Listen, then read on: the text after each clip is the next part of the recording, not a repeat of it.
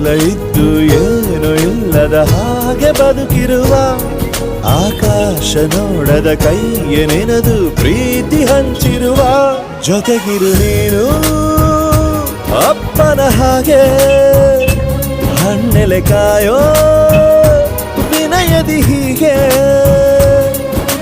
ನಿನ್ನನು ಪಡೆದ ನಾವು ಪುನೀತ ಬಾಳು ನಗು ನಗುತ್ತಾ ಬೊಂಬೆ ಹೇಳುತ್ತೈತೆ ಮತ್ತೆ ಹೇಳುತ್ತೈತೆ ನೀನೇ ರಾಜಕುಮಾರ.